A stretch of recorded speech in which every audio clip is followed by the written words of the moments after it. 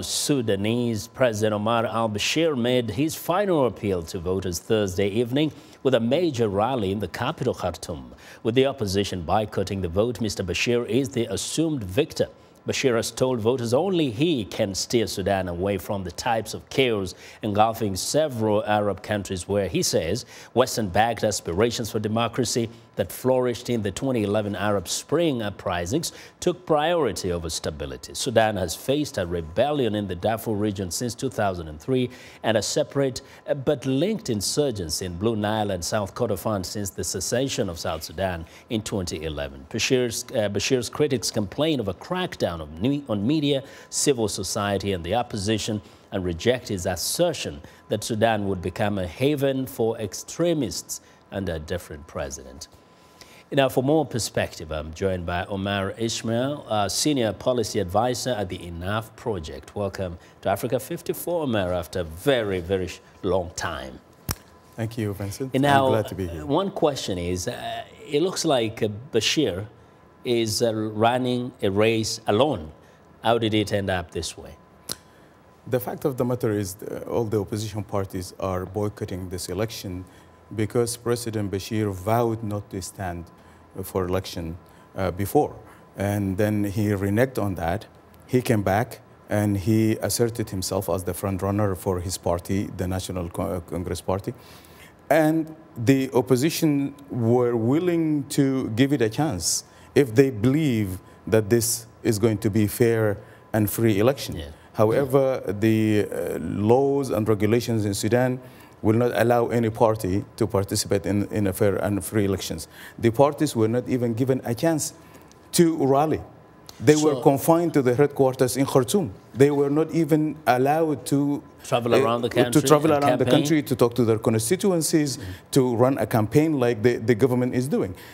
Plus the fact that the National Congress Party is running on its campaign purely on government resources, starting from the media and onto the unlimited coffers now, in other countries, they find in their at their disposal. Yeah, now this is quite a number of opposition parties. In other countries, you would expect to see literally an uprising.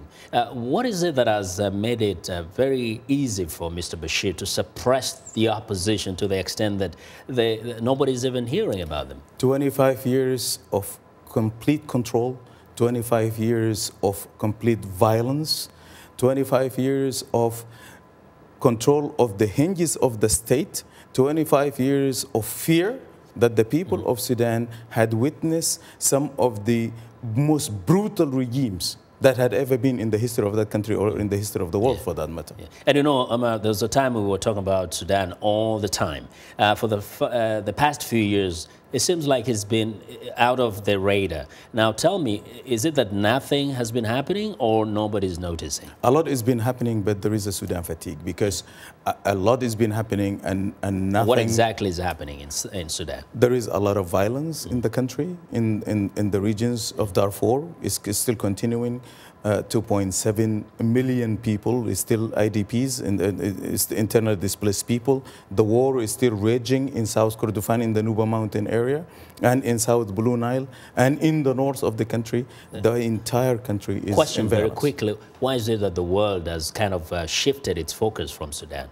Because it has been 25 years of the same. There is no country that can sustain itself in the front pages of the news for 25 years. There is no way. What is the hope for the people of Sudan? The hope for the people of Sudan is that they have to make that change themselves. Everybody from outside can help, but the burden is on the Sudanese people. They have to take their country back. They have to get rid of this government if they want peace, stability, and security for themselves and for their We're definitely going to be watching how things unfold and possibly welcome you back, Omer. Thank you, sir. Well, Omer Ismail is a Senior Policy Advisor at the Enough Project.